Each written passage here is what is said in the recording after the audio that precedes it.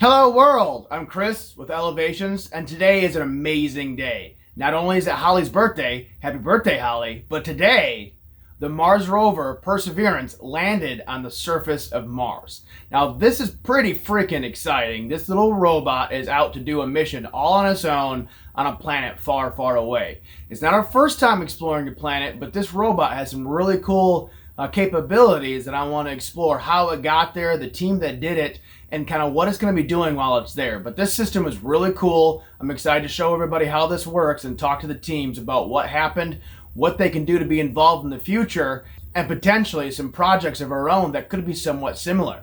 Now, last year we actually worked on a Mars rover VexIQ robot that was really cool, a fun little project. We didn't go too far with it, but it's kind of cool just to explore the options of what you can do with the resources that you have available. So let's take a look at what happened today and explore all the amazing feats that it took to really get there and the images that it's already sending back.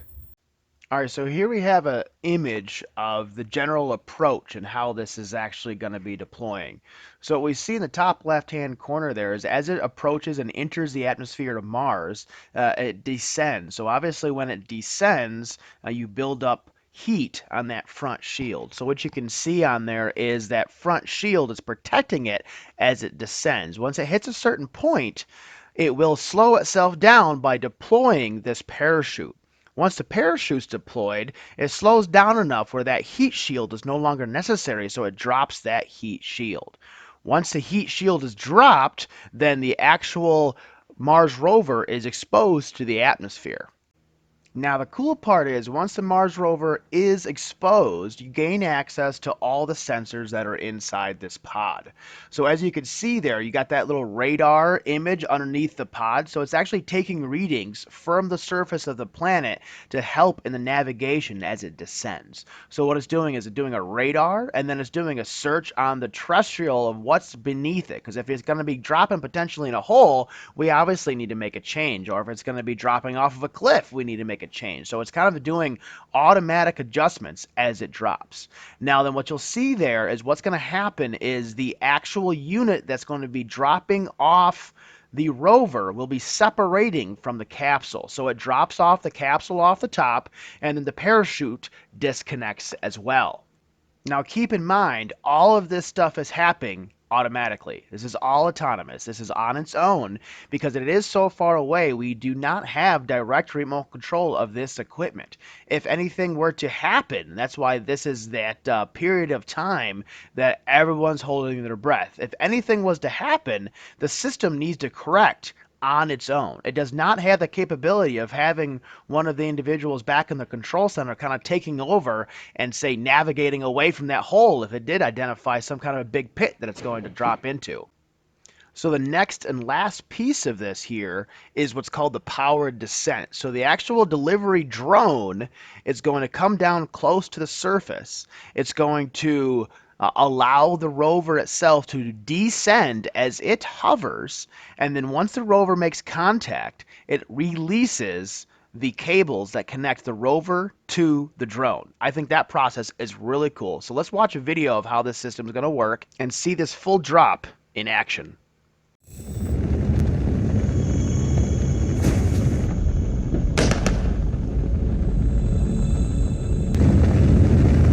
This is that period of time I said they can't do anything. That's what they call it, that 7 minutes of terror.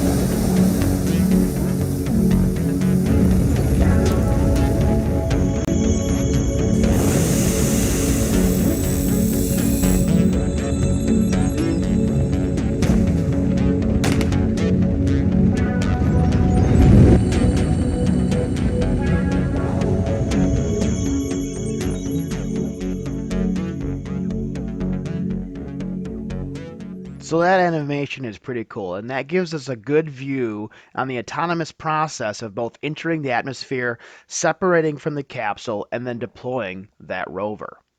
Next, I want to look at a simulation of what the view would be from the pod as it descends. There's a couple of really cool NASA clips that are well worth taking a look at and seeing not only what the atmosphere looks like, but what the robot looks like in real life and how it works. This is a representation of the Mars surface. It's obviously quite open, turned out to be a great landing area. Let's listen in to NASA about this mission. The major goal of the Perseverance mission is to investigate astrobiology on Mars, and in particular, to address the question of whether life ever existed on Mars. The Perseverance rover starts with a design that's very similar to Curiosity. We've added to it a whole new set of science instruments, and these science instruments were purposefully selected to help us in the search for biosignatures. We're going to be taking microphones with us. For the first time, we're going to have that human sense on another planet. Perseverance carries with her a grand experiment in spacefaring technology, a helicopter, the name of which is now Ingenuity. One of the major upgrades that Perseverance has from Curiosity is that it's able to self-drive for a distance of up to 200 meters per day. As the rover is driving, it's literally building the map of the road it's driving on Mars. Scientists for years have told us that to really unlock the secrets of Mars, we have to bring samples from Mars back to Earth. So what Mars 2020 is going to do is to drill samples, put them in small tubes. We're going to seal it in its own individual tube.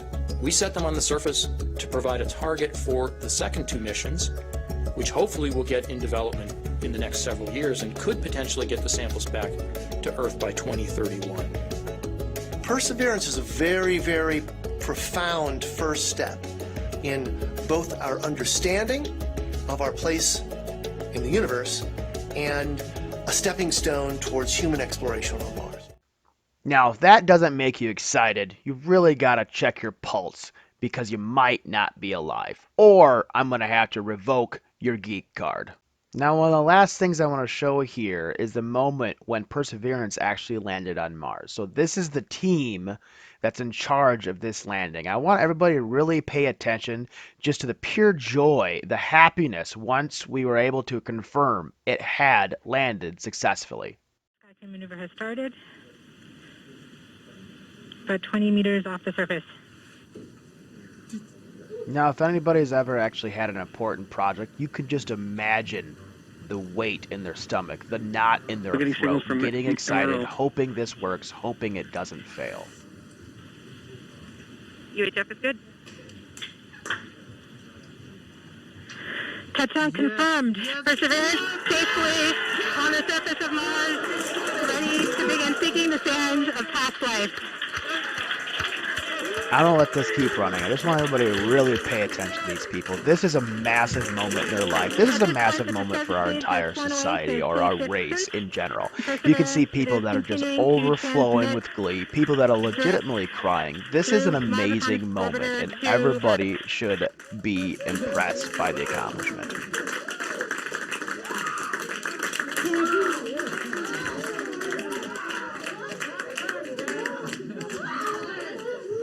God. Oh. Oh. No reports, they're still getting telemetry from the lander. All right, all stations. We got it. Touchdown confirmed. We're going to wait for the images. Wow. This is so exciting. The team is beside themselves. It's so surreal. Stay tuned. We might get some pictures. Great.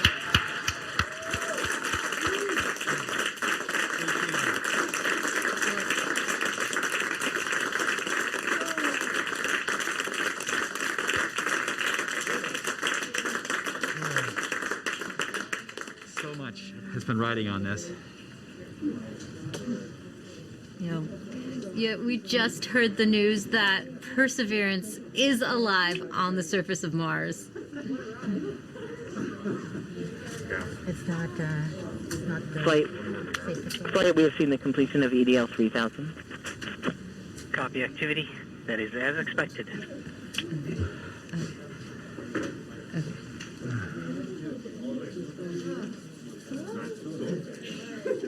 MRO is still seeing a strong signal from the lander.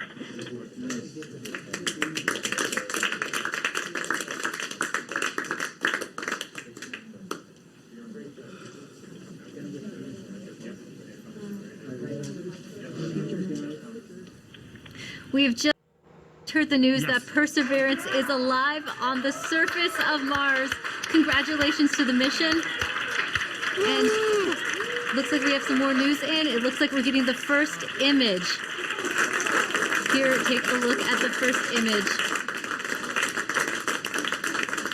Flight, this is OL3. I have the target point on the map when you are ready. We are ready, OL3. Go for it.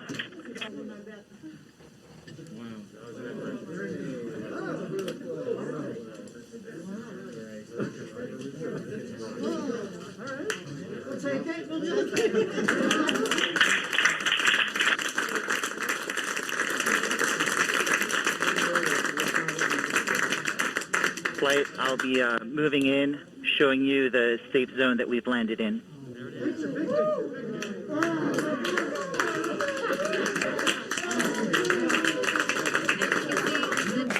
Just put the first image from Perseverance on the surface of Mars. Now it comes from the engineering cameras known as the hazard camera.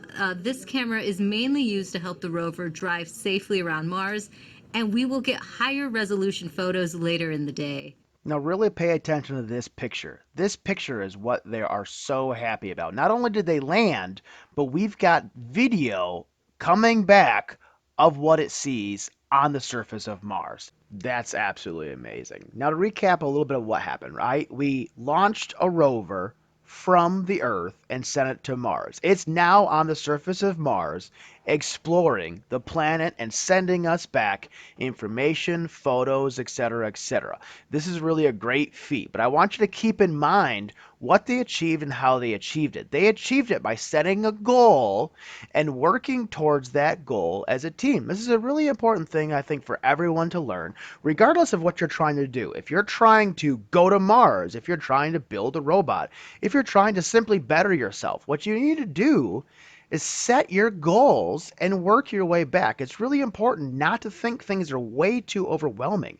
Obviously, this is a huge project, but as a team, they were able to accomplish it. As individuals, they have been researching, they've been working, they've been doing things for their entire life towards what they just achieved. This is really a phenomenal feat, and I want everybody to really think about what happened, what we've achieved as a society, and just how phenomenal this really is. I hope you enjoyed this video. Thank you for watching. Please like and subscribe below.